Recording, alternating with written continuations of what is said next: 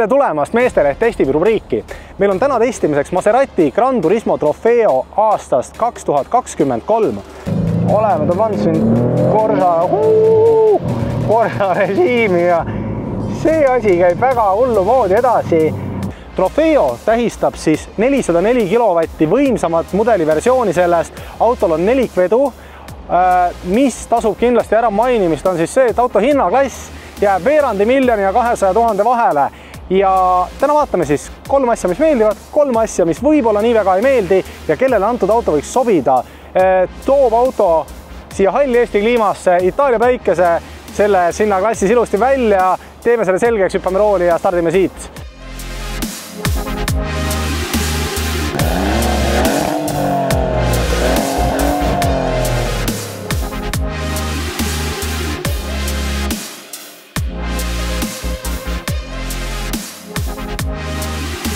No nii, ja sõit, mis selle auto juures siis peamine on.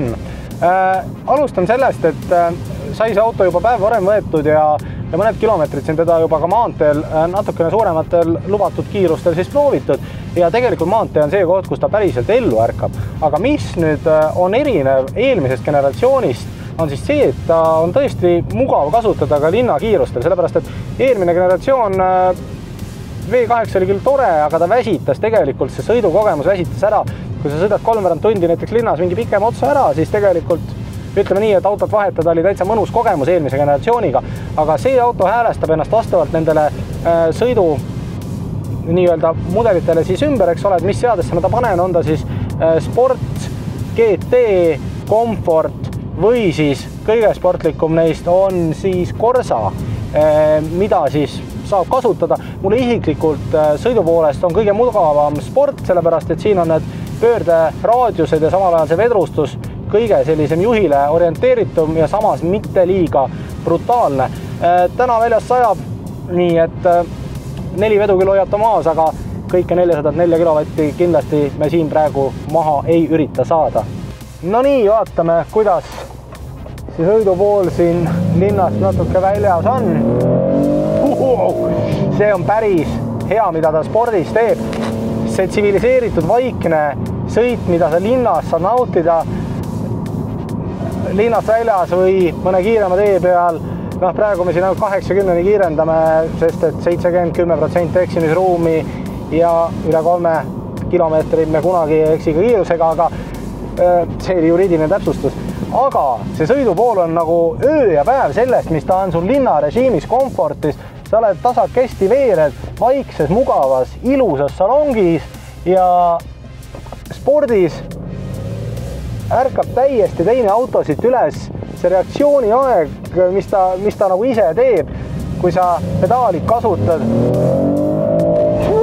See on reaalselt 3,5 sekundit 0-100-ni, aga ütleme siin selle 70-80-ni sa jõuad 1,5 sekundiga, see on wow. Lahe. Siin ei saa midagi muud öelda. Peab ise proovima. Ja foori tagant. Ja põmm käes. 2 sekundit ja sul on 60 kella peal 10% eksimisruumi ja wow. Võtab higimulli otsa ette, aga väga kontrollitud on see auto puhul.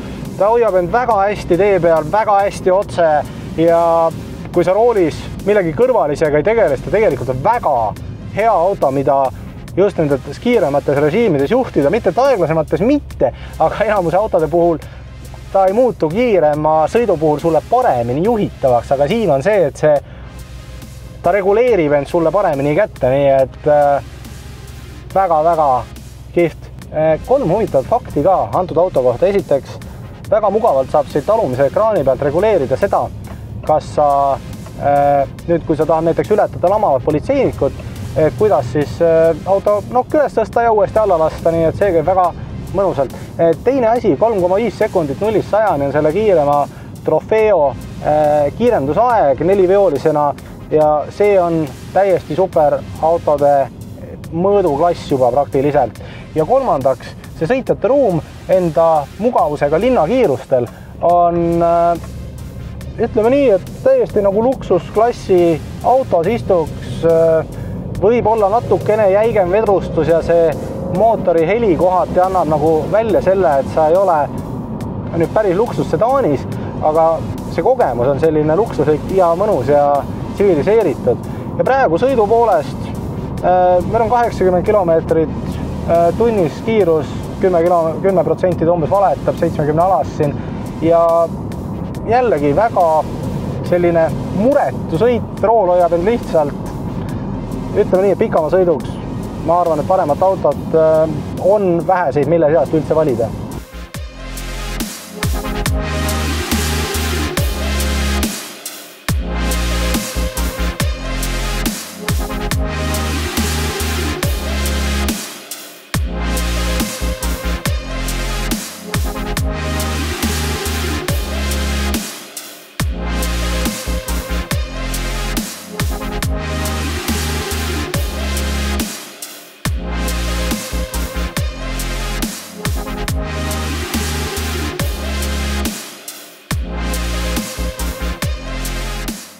Selle Maserati puhul, mis torkab silma ja millest on muide rääkinud paljud autoajakirjanikud, et liiga vana mudeli sarnane on see auto. Siinkohal tegelikult võiks vastu vaielda, sest kui võtta kõik kallimad margid, mis enda hinda üldiselt säilitavad, kas või Porsche, Bentley, siis tegelikult nende disain on alati ära tuntav ja seda ka siin puhul, eriti kui vaadata nüüd seda esiotsa, kui siit alustada, siis see on nüüd vanale mudelile, mida toodeti siis kuni 2019 aasta, väga sarnane, aga ülejäänud osa, mis siit nüüd laiaks läheb, on siis täiesti uus.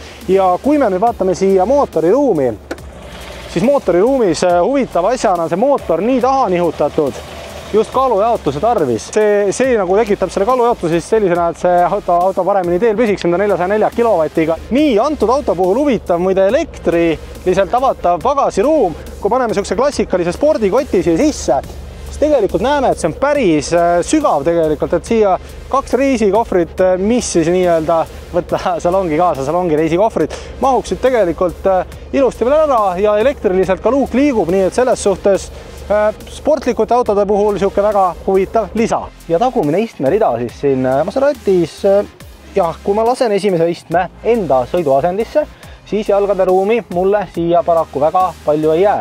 Aga esiteks see sõitjate koht on kena ja teine asi, et seda on suurepärane seda istmerida kasutada selleks, kui sa pead naisele põhjendama, miks sa selle auto ostsid. Sellepärast, et kujuta ette, tuled koju 2-ukselise autoga, 2 istet on sees, kulutasid 200-250 000 ja mida naisele öelda, aga ostsin 4-kohalise auto, sina oled õnnelik, lapsed on õnnelikud, mina olen õnnelik ja selleks on see väga hea. Nii ja vaatame üle selle sõitjate ruumi. See on väga ilus koht, kus olla. Esimesed asjad, mis torkavadki silma on esiteks need pisidetailid, sul on väga ilus kõlar, ilusad õmblused, 10-15 centimeetrit pearuumi, 3 ekraani, mis siis annavad infot ja mille pealt ka käsklusi jagada. Enamus käsklustest peale roolil olevate siis lühikäsklusnuppude on siis kõik ekraanidel ja samamoodi käiguvahetus on siit 2 ekraani vahelt. Aga peab ütlema, et kui võrreldakse seda autot eelmise generatsiooni autoga, siis seest on see auto midagi täiesti muud ja 3 sammu edasiminek kohe kindlasti, kui mitte rohkem. Aeg kokkuvõtteks selle Maserati Gran Turismo Trofeoga. Alustame negatiivsest. Esiteks hinnalipik, veerand miljonit, ei ole kõigile kättesaadav, aga arvan, et see auto on seda väärt. Teine asi, taga sõitjate istujaruum, no jällegi mõttetu nurin, sellepärast et auto on 2-ukseline, aga võiks olla suurem, kui meil 4 kohta on ju. Ja kolmandaks, no mõned ütlevad, et see eelmisele generatsioonile väga sarnane välimus, mida toodeti 2007–2019, et see on miinuseks.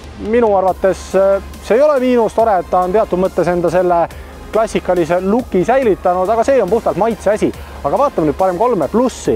Esiteks, ta kombineerib väga hästi luksusklassi ja sellise sportauto, võiks öelda peaaegu superauto võimsuse 3,5 sekundit 0-100-ni, sest et see sportlikkus on tal ju väliselt olemas, aga samas salong, pearuum täiesti luksusklassile vastav, ei arvan, et mõte on arusaadav. Teine asi, mis on selle auto juures väga lahe, ongi need pisidetailid. Ehk siis, ütleme, kui sa oskad hinnata kunsti, head muusikat, siis selle auto need pisidetailid, olgu need väljed, väiksed kirjad, logod, õmblused, neid on lõpmatult ja nad on ilusad. Ja kolmandaks, ei hakka vanduma, ta sõidab kiiret, kõrgematel kiirustel väga-väga stabiilselt. Ta on selleks loodud ja kui vähegi võimalik, proovige, see on lahe kogemus. Kellele see auto võiks sobida? Ma arvan, et igale inimesele, kes hindab auto juures just nimelt neid eelnimetatud asju, kui sa sõidad maanteel, kui sa tahad seda teha nauditavaks, proovi ära ja see kahetse. Me täname siinkohal Maserati Tallinnat, kes selle auto meile andis proovimiseks ja kui sul on huvitav auto, mida sa arvad, et Meesteleht võiks proovida, kirjuta palun toimetus@meesteleht.ee ja toome ka sinu auto siia halli Eesti taeva alla, nii et kohtume juba järgmises Meesteleht testib rubriigis ja seniks olge ootel, aitäh!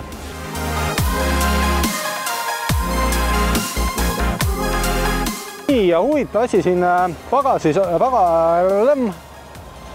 ja esimene istmerida. Alustame uuesti.